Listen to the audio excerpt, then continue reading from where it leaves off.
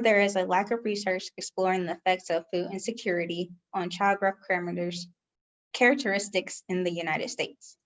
The purpose of the study is to determine the prevalence of child growth faltering among food insecure children in the United States. My methods. The study used a cross-sectional design to analyze associations between food security status and child growth characteristics, using a national representative dataset. Subjects include around 3,000 participants aging from less than 0 months to 5 years who participated in the National Health and Nutrition Examination Survey, known as the NHANES, years 2011 to 2014. The enhanced demographic, food security, and body measure datasets were downloaded and analyzed for the study. Initially, descriptive statistics were done to provide background data. The multiple linear regression model were used to examine the associations. Students' t-test was used to test difference between continuous data. Pearson and chi-test regression models were used to examine categorical data and where reference cutoffs were applied. Race and ethnicity and sex were controlled during the multiple linear and logistic regression analysis. Significant differences were tested at a p-value less than 0.05. My results. The upper arm length of food insecure children ages from 0 to 5 months tend to have a shorter arm length and tend to weigh lighter. Confirmed by the mid-upper arm circumference known as the MUOC, those food insecure children ages from 0 to 11 months seem to be more thinner. Those above age 24 months seem to have a higher BMI and a mid-upper arm circumference. After controlling for sex and race, older food insecure children were likely to be obese. Low prevalence, studying wasting and faltering in children is not as a high level as other developing countries. However, after looking at this research and the results, food insecure children are likely to experience adult onset diseases such as diabetes, hypertension, cardiovascular disease. We can say that low birth weight, gestation age, and retardation also can contribute to a child's health later on in life and adult, like I named those few diseases like diabetes and hypertension and cardiovascular disease. I have some charts displayed here. As you can see in figure 1, shows that food insecure children 0 to 5 months are lighter compared to their food secure counterparts. Also children ages 2 to 3 years old that are food insecure tend to have a heavier BMI and also compared to their food secure counterparts. In table 1, as you can see on my note, higher circumference confirms that food insecure children tend to be leaner and thinner as well. My conclusions are these are significant differences of growth of children in relation to their food security status. At younger ages, food insecure children are lighter and shorter. These differences disappear among older children. Overall, food insecure older children are likely to be overweight or obese. In my acknowledgements, thank you, Dr. Elizabeth MacQuillan, and my preceptor for working with me, Dr. Francis Tay, and my loved ones, my family and friends, and also my classmates. And my reference is listed below. Thank you guys for listening. Any questions, comments, or contributions? Great job, Gabby. I think we're actually going to hold questions until the end of this session. So we'll have one more student present, and then we'll have time for questions on either of their 2 research projects. So I will go ahead and stop sharing my screen here. Let me introduce our next student up. Our next student is Haylee Buckles, and she had a really unique idea for research, which I think is exciting. I have kind of a background in maternal infant nutrition. And so I thought it was really interesting. You'll see what she wanted to look at, the effect of delayed cord clamping, and actually the perception of the effects of that, and kind of the knowledge level of mothers in Michigan related to that, and what do they know about that, and potential iron status of their babies after birth. And so I'm going to go ahead and introduce her now. The title of her research is Knowledge and Perceptions of Delayed Cord Clamping and Iron Status Among Michigan Mothers. Thank you, Dr. MacQuillan. I will share my screen now. Okay. Oh, it says host disabled attendee screen sharing. Oh no, I thought I had sent it. I fixed it now. You should be good. Libby, are you there? Yeah. Yeah, if you look at your share screen, the small arrow down there, you can, if you click on it, there's a pop-up to tell you that you can enable multiple screen sharing or something. Thank you. I think I clicked it now. It should be fixed now. Are you able to share now? Okay, good. Thank you. I appreciate that.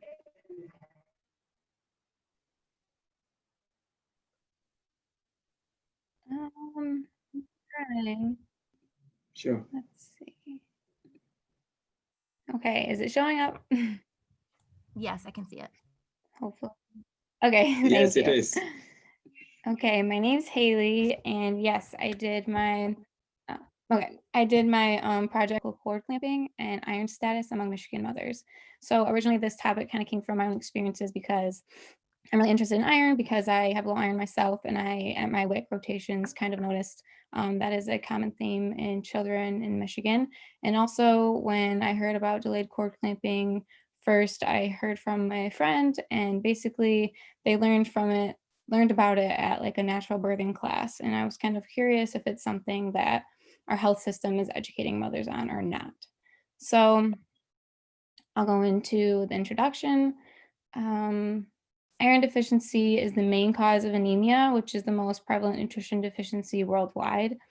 Delayed umbilical cord clamping for at least 3 minutes after delivery has been proven by research to provide a variety of benefits to infants. Those benefits include increased ferritin stores, increased iron stores, increased stem cells, and increase in bilirubin. So these benefits kind of can lead to less risk for iron deficiency. The liver is able to process bilirubin more efficiently, and it increases brain myelination, which leads to increased brain development in infants. The objective was to discover how many women from Michigan were actually aware of the benefits of delayed cord clamping, and where did they obtain that information. And then lastly, would they have wanted to have been educated on that from their healthcare provider, rather than searching for the information themselves or getting it from an outside source. So I aimed to discover that our healthcare system was educating every mother on delayed cord clamping, rather than getting that information from an outside source. So methods, this was a mixed method study. It was a survey that was an online survey that was sent out for data collection, and it included 281 soon to be or current mothers who resided in the state of Michigan. The inclusion criteria was you had to be 18, you had to reside in the United States, you had to be female, and you had to either, like I said, have been pregnant or currently pregnant. So they were recruited, mothers were recruited over Facebook. It was a social media survey, so it was posted in many mom to mom, mother Michigan moms groups on Facebook, and they were able to anonymously answer the survey questions from there. And the survey questions were a mix of multi-choice or multiple choice, short answer, or kind of fill in the answer if the answer wasn't an option. There were the questions were asked that were about race, education level, household income, their knowledge of delayed cord clamping, their thoughts and experiences if they did delay cord clamping, and then if they would want to be educated on it by our healthcare system. The data was collected by that survey link that I posted, and data analysis was performed using SPSS. And then open-ended answers were used and qualitatively analyzed, and I kind of looked at the emergent trends that were that came from the answers of the open-ended questions. Results: there was 281 participants. 90.4% of respondents were white. 53% were college graduates. 48% had a household income that was greater than 70,000, and 80% answered that they had heard of delayed cord clamping, and another 87% of respondents would have wanted to be educated by their healthcare provider on this topic. So these are kind of going over some of the answers that were in the survey that I read through. Some of the themes when respondents were asked where they had heard of it. They had heard of it from the internet mostly. Some did write that they heard of it from friends, their OBGYN, or the midwife and or labor class. Some of the common themes were that they kind of knew it was good overall for the baby, but they couldn't quite remember what it did. And then some other answers about potential benefits was they didn't know the benefits, but that they just heard it was a thing and they remembered it was good for the baby. So although many mothers had heard of delayed cord clamping, many of them didn't choose to. So there's kind of a knowledge gap there with the amount of knowledge they were able to have. So yes, they had heard of it, but then many of them actually didn't choose to proceed with it. Kind of a quote here is that one of the responses was, "My first son, I was uneducated, but the second child, I told the doctor that I wanted to wait, but he cut it anyway." So that's kind of one of the common themes. And then for health outcomes, respondents that did choose to delay cord clamping, they kind of some answers that they put about what health outcomes they had been seeing with their child was that they either weren't sure, but they have had a very healthy baby, or they had an improved immune system and good development, or that they recovered quickly from preterm birth with little to no NICU time. So most of the answers were positive. There was a couple that said that they questioned if it caused the jaundice in their child.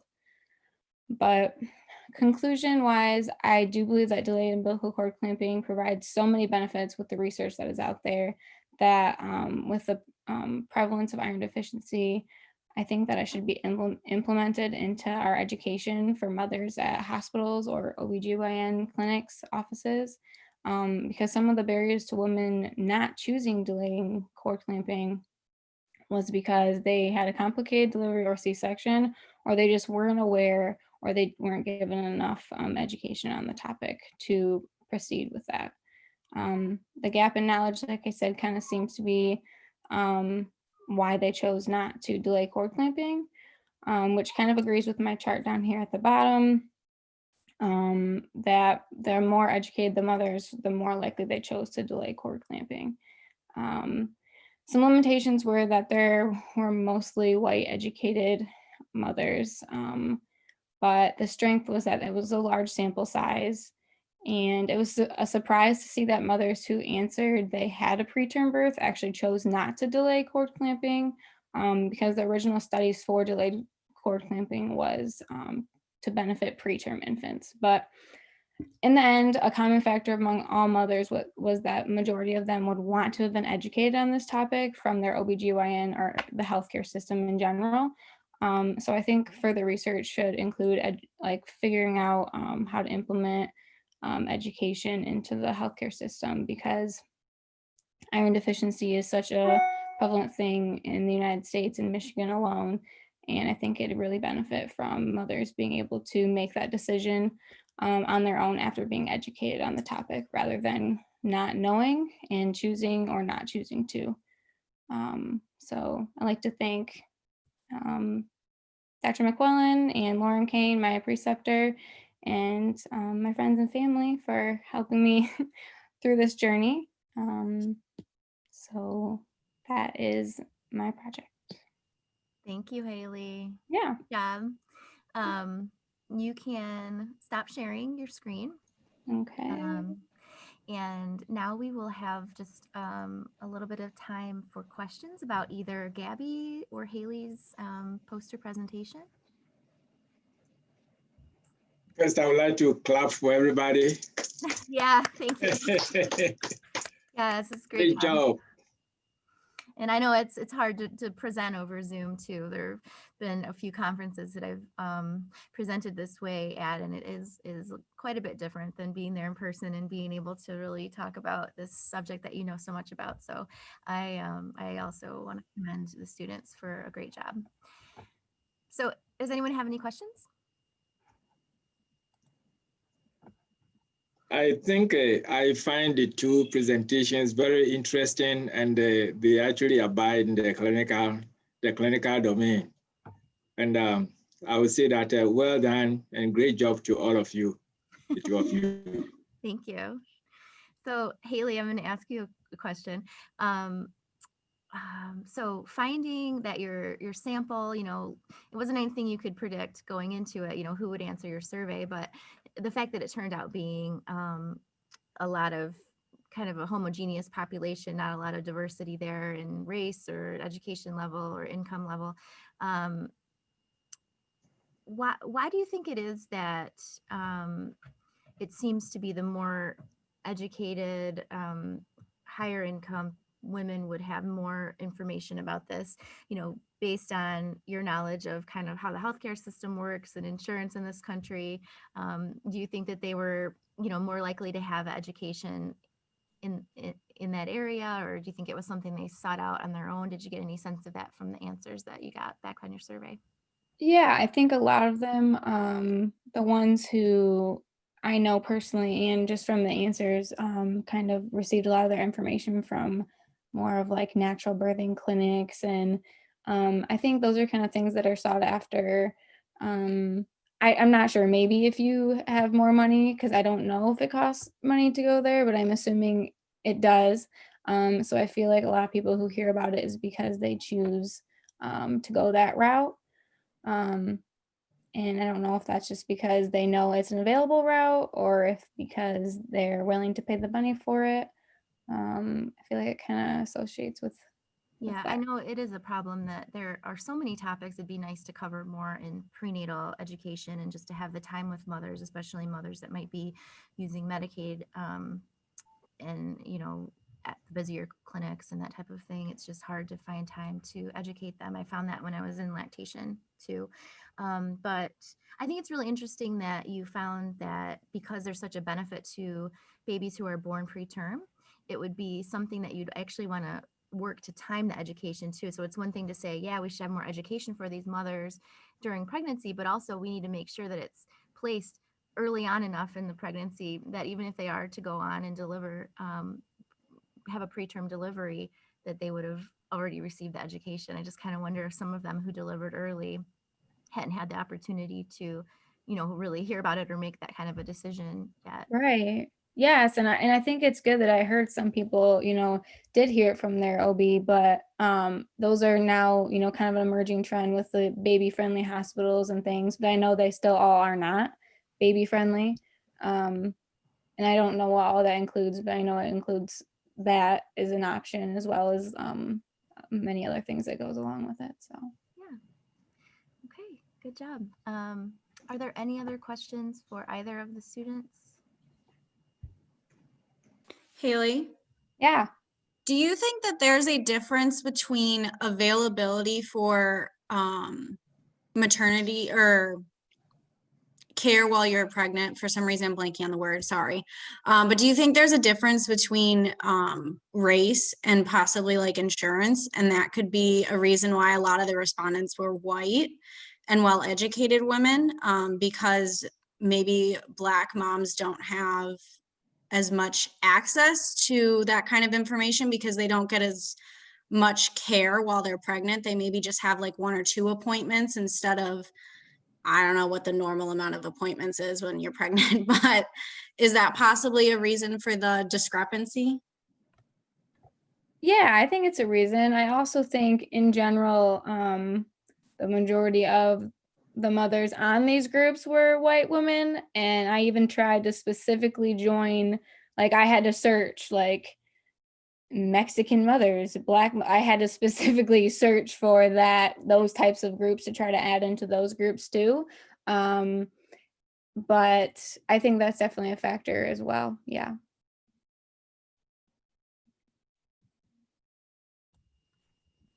Any other questions for either of the students? Okay, well, like I already said multiple times, I think everyone did a wonderful job. I'm really proud of the work that you've done, and I hope that you find the opportunity to disseminate it somewhere else. There are opportunities to present posters and do things that you've already got at the state level and at national level. Just for any preceptors who are here, I want to let you know that I'm pasting into the chat the link to a Google form. If you don't already have it, you want to go to that form and complete it so that we have your information and we can send you the CEUs, because you can get CEUs for attending these presentations. So I've done that, and then we're going to have a break. We have a little bit longer break than was originally planned because we had one student that was not able to present today. So we're going to go ahead and start the next section at the time we originally planned to, so that everybody can attend who planned to attend. So the next section with 4 students will start right at 2 o'clock. So probably about 10 minutes till I'll pop back into the session, but you guys are free until 2 o'clock. Thank you very much.